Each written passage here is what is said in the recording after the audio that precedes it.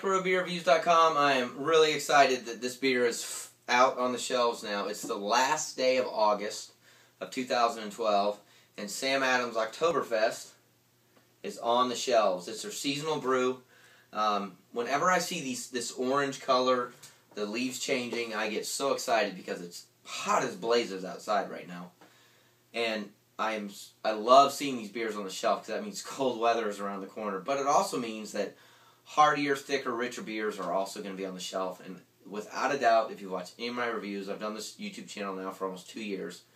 We're going into our third fall season, and without a doubt, it's my favorite time of year for beer. We got Oktoberfest, winter brews, a lot of thick, rich stouts come out, a lot of the seasonal beers come out. It's without a doubt my favorite time of year. So this is what it looks like. This is a 12-pack. It's the Oktoberfest. They describe it as a hearty, smooth beer with deep malt complexity and a roasty sweetness. If you watch any of my other reviews as well, I also say that I love Sam Adams. They're my #1 brewery. I think they do so many things so very, very well. They are in the macro level and the micro level, and when they describe their beers, they're absolutely dead on. Malt complexity and roasted sweetness. They call it a deep red amber. It's 5.3% alcohol with only 16 IBUs.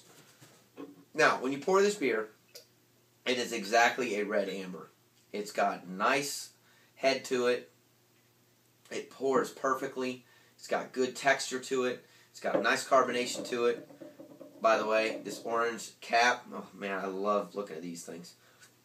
Cold weather is right around the corner. So this is only 5.3% alcohol, which is right on what it should be.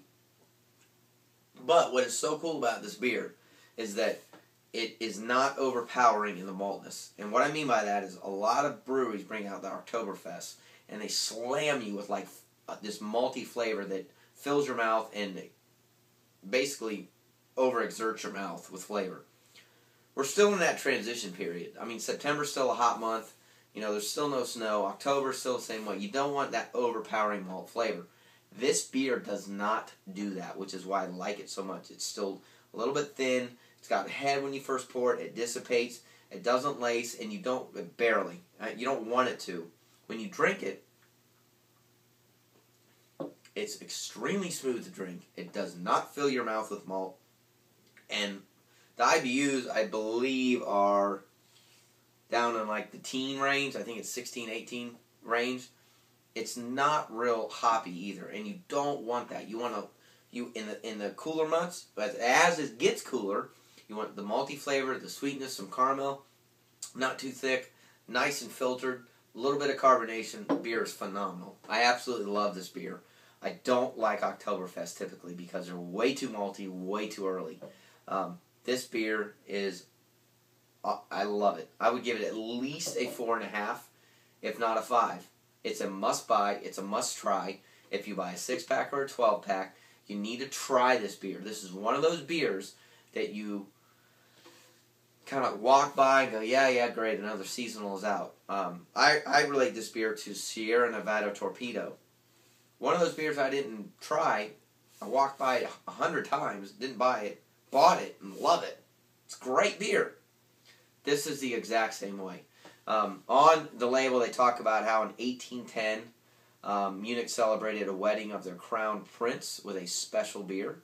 After 16 days, the party ended, and the tradition continues. This is our version of the classic Oktoberfest lager, which blends 5 roasted malts for a rich, hearty flavor that's perfect for the season or for whatever you're celebrating.